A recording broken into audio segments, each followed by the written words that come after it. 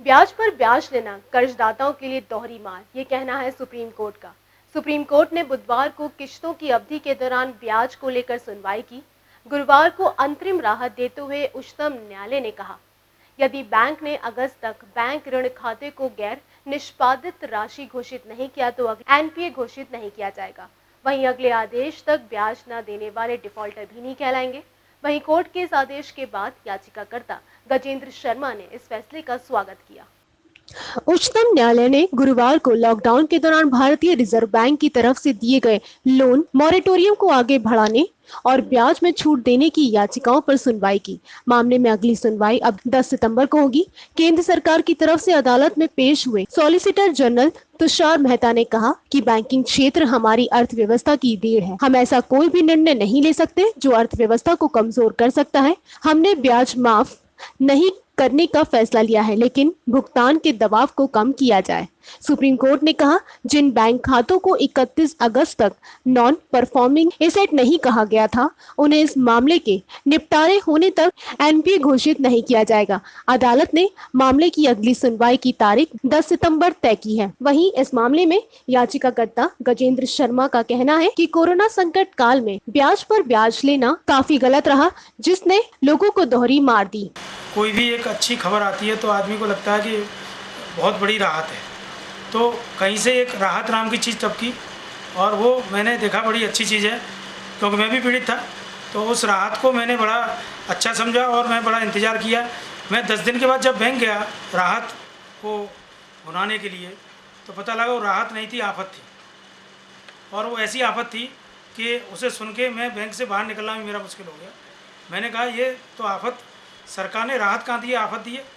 और उस आफत में देश के करोड़ों लोग फंसे हुए थे। क्या मामला था जी? मतलब मामला ये था कि सरकार ने कहा कि हम आपको राहत दे रहे हैं, ईएमआई आपको देने की अभी ज़रूरत नहीं है, बाद में दीजिएगा। लोगों को लगा बहुत अच्छी चीज़ है। देखिए, एक आपातकाल में, कोरोना जैसी आपातकाल में, और हमें राहत मिल रही है, तो हमने कहा ये तो बहुत अच्छी बात है। लेकिन पता लगा वो राहत नहीं, ब्याज पे ब्याज। ब्याज तो हमसे ले ली, लेकिन उस पर भी ब्याज लेंगे ये।